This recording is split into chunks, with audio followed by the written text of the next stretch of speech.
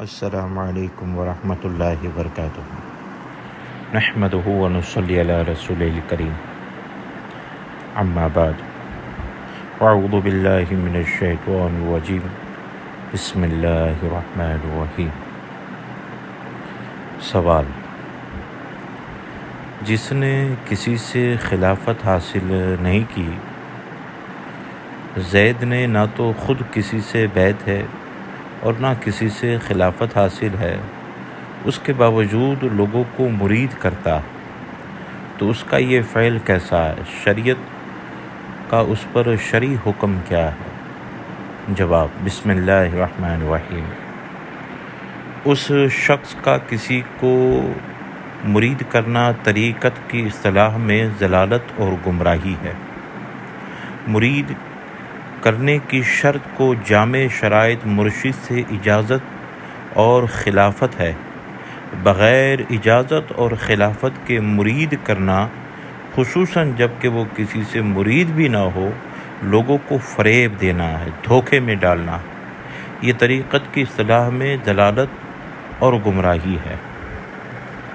لوگوں میں یہ مشہور ہے کہ بیٹا باپ کی اجازت کے بغیر پیر ہو جاتا ہے، یعنی اگر وہ پیر زادے کا بیٹا ہے تو وہ بھی پیر ہے، تو وہ بیٹا باپ کی اجازت کے بغیر پیر ہو جاتا ہے۔ یہ سب گمراہی ہے، گمراہی در گمراہی ہے، یہ غلط ہے۔ اس لیے کہ اگرچہ باپ کا خرقہ اور وراثت ہونے کی وجہ سے لڑکے کی ملک میں ہوا، لیکن بیعت صحیح ہونے کی شرط باپ کی اجازت ہے، نہ کہ باپ کا ترکہ، وراثت یا خرقہ ہے۔ تو بیٹا طریقت میں صحیح ہونے کی شرط سلف صالحین کی، شیخ کی اجازت ہے، اور وہ راستے کے کھوٹے اور نالائق لوگ ہیں۔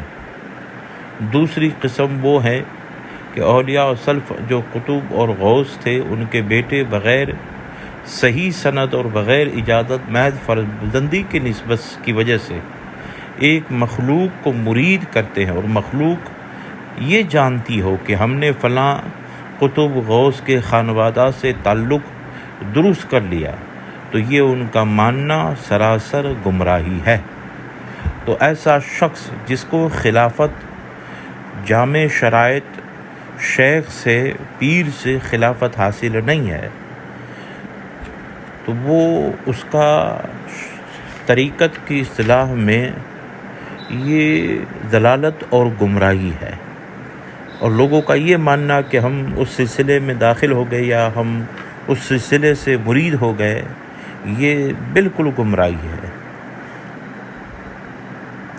کتاب فتاوی شارح بخاری، کتاب العقائد، جلد نمبر 2، صفحہ نمبر 244۔